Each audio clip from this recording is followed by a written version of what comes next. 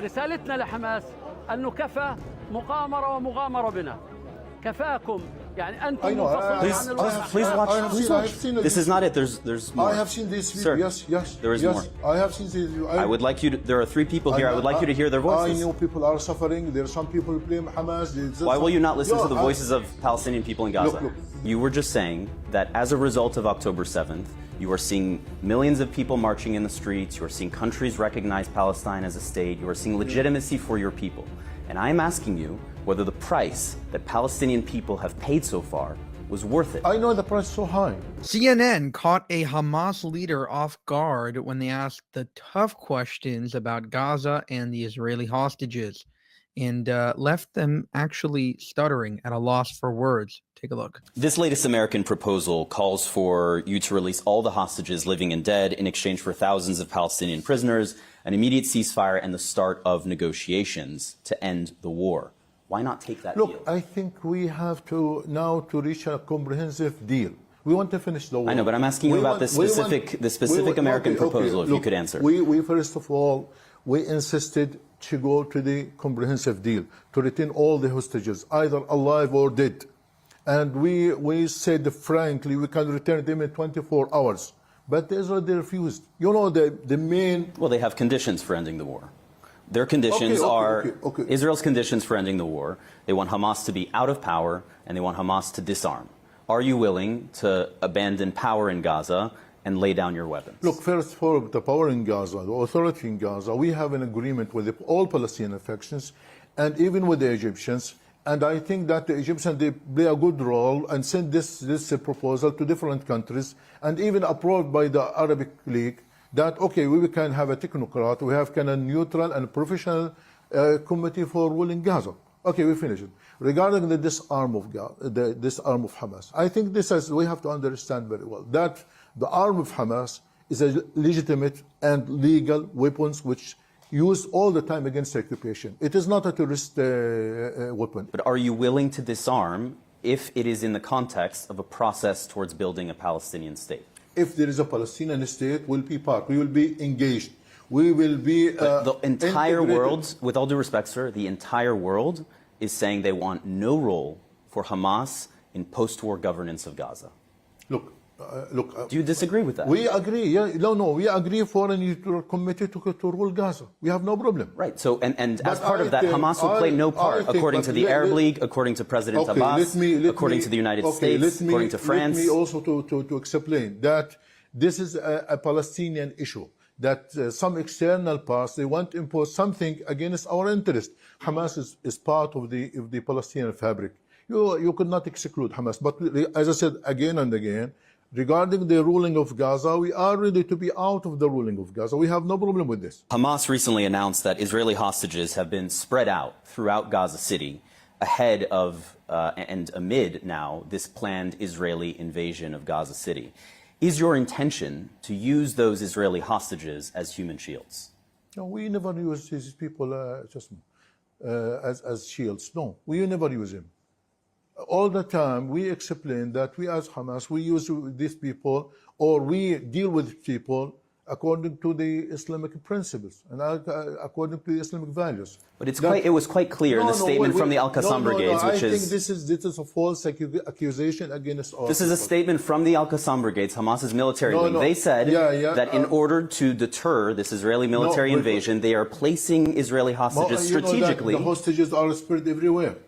But they are placing them around Gaza City and saying that if they die, it will be on Netanyahu's hands, correct? There is a big dilemma in this also. Israel now is going and now is doing to destroy Gaza, to destroy everywhere, to kill people everywhere. Yeah, you know, in Gaza now, they're killing more than, this morning, more than 84 people.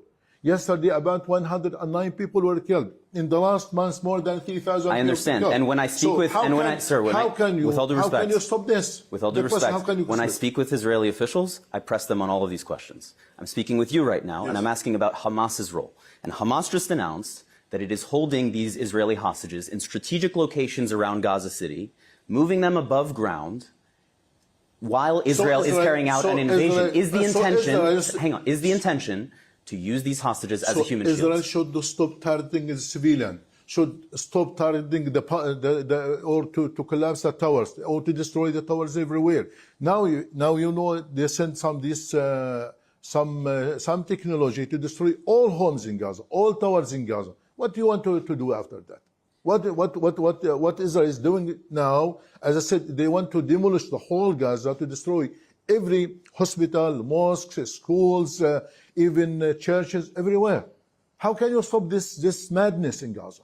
How can you stop these atrocities in Gaza? It has been nearly 2 years now since your organization, Hamas, carried out the October 7th attack, killing nearly 1,200 people, most of them civilians. It unleashed the deadliest Israeli military response that Gaza has ever seen. More than 65,000 people have been killed in Gaza, tens of thousands more injured. Gaza has been decimated. Do you accept any responsibility for triggering so much death and destruction? Look, tell me, this is a big story. Now, the history did not begin on October 7. We spent 78 years under the occupation, under the humiliation, under oppression, under repression, under killing, under displacement. Now, why a war just focus on October 7? What before October 7 is a result for the October 7. I understand what you are saying. Notice how he can't answer one question. He keeps on deflecting. It's Israel's fault. It's Israel's fault. It's Israel's fault. It happened in 1948. It didn't start on October 7th. All these other things. The guy is just asking him accept some responsibility, just a little bit. No, it's all the Jews' fault. That there is history that happened before October 7th. But before October 7th, Israel had never unleashed this level of death and destruction on Gaza before. How can you look at me with a straight face and tell me that you accept no responsibility whatsoever for what has happened in the 2 years since? What is the option is left for the Palestinians to do? Yeah, and we waited for. I'm not asking you that. I'm asking you, sir, with all due respect, I'm asking you whether you accept any responsibility for the death and destruction that has followed since October 7th in Gaza. This is the first time that Palestinians have shown sacrifice in this Israeli-Palestinian conflict. Since 1948 till now, 100,000 people were killed, 100,000 Palestinians were arrested. But what gives you the right to decide that Palestinian women and children should be sacrificed on the altar of your resistance? No, all the time we are sacrificing, we are fighting, not Hamas, Fatah and People Front, Democratic Front. But I am asking you about the civilian deaths in Gaza, and what gives you the right to decide it's a price worth paying. That child can die. It's okay. Because it's in order to fulfill our resistance. As Hamas, we are fighting for the interests of the people. We don't want our people to be killed. We don't want our people to suffer more and more. I think now, look, you know what is the benefit of October 7 now? Now, when the award now, if you look to the General Assembly yesterday, when about 194 people opened their eyes and looked to the atrocity, to brutality of Israel, and all of them, they condemned Israel. We waited for this moment for 77 years in order to open their eyes. So what he's saying is he loves what happened after October 7th. I mean, notice what he's saying. Guys, look at this achievement we've had. He doesn't care at all about the women and children in Gaza. He's just happy that they're at this point. He views everything from October 7th to now as a victory. He views it as a Hamas victory because, again, think back. They knew that this would happen. They knew October 7th would trigger an Israeli response like the likes of what they've never seen before. They knew that the women and children would be perfect for propaganda against Israel and the Jewish state, and therefore they view everything from that terrible day as a victory. To say that there is occupation, there is suffering of the Palestinian people, and we should end this occupation. I think this is a golden moment for the world to change the history. I think that now the world is a change. The history is a change now. Sir, you were just saying that as a result of October 7th, you are seeing millions of people marching in the streets, you are seeing countries recognize Palestine as a state, you are seeing legitimacy for your people. And I am asking you whether the price that Palestinian people have paid so far was worth it. I know the price is so high, but I'm asking again, what is the option? It's worth what is the option left to the Palestinians? You know what? We waited for a peaceful process, for a peaceful means since 1993, since Oslo Agreement, till now, but I think we got a big deal. Let me show you the words of your people, okay? These are people in Gaza, and I want you to hear, because your own people in Gaza say that you do have responsibility for the situation there. I'd like to show you this. رسالتنا لحماس أنه كفى مقامرة ومغامرة بنا. كفاكم يعني أنتم منفصلون عن الوضع. Please watch. This is not it. There's more. I have seen this video. Sir, yes. there is more. I have seen this video. I would like you to, there are 3 people here. I would like you to hear their voices. I know people are suffering. There are some people who blame Hamas. Why will you not listen to the voices of Palestinian people in Gaza? Look, I know. This is not the whole story. I know because this is because of the Israeli crimes in the Gaza Strip. It seems that it seems that you don't want to hear the voices of people in Gaza who disagree with Hamas or who want to see Hamas removed from power. Hamas, but now, why won't you listen to their voices? All the world, listen to me. All the world said yesterday in the General Assembly that October 7 is not a justification for Israel to commit genocide, to kill civilians. But I'm asking you to respond to what these people are saying. Look, these people who want Hamas to surrender, lay down its weapons, and leave the Gaza Strip. What do you say to them? No one asked Hamas to surrender. We will never surrender. We will never surrender. Some of these people are asking Hamas to lay down their weapons and leave Gaza. These people under abnormal circumstances. We put him under target and killing and massacre. What do you expect for people to say? But many people would say, if you look at history, if you look at wars that have been fought, where overwhelming military force has been brought to bear, where tens of thousands of civilians have been killed, that you, as the adversary of Israel in this case, that you have a responsibility to do your part to end the suffering.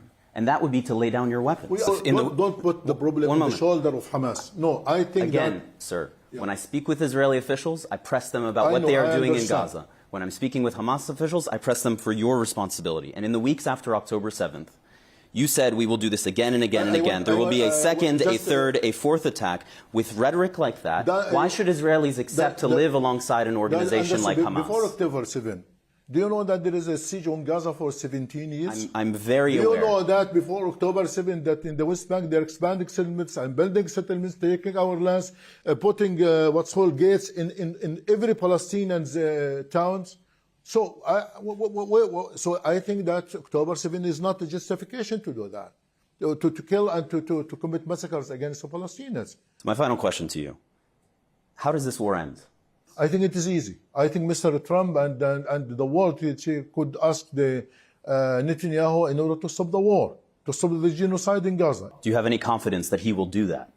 I don't know. I think we tested them many times, but I think it is not easy to trust Mr. Trump or to trust the American administration. All the time they put the glasses of Israel. They've had endless deals on the table to make peace. They refuse to do so. And in this interview, he refuses to answer every single question posed to him. For more, subscribe to the channel. If you want to help us make more of these videos, you can go to buymeacoffee.com/Jewish Uncensored. You can also go to our new merchandise store, IsraelUncensored.com, and check out some new merchandise. We just created a few Charlie Kirk remembering t-shirts, so I definitely recommend you check that out. Thank you for watching, and I'll see you in the next one. If you believe in what we do here over at Jewish Uncensored, consider supporting us in a few different ways. You can support us monetarily by going to buymeacoffee.com/Jewish Uncensored. You can also go to our new merchandise store, IsraelUncensored.com, where we just dropped a bunch of new merch. Additionally, to gain access to exclusive content, you can go to our memberships tab on this channel and join there. And finally, you can share this video with both family and friends in order to share this message with the world. Thank you so much for your support.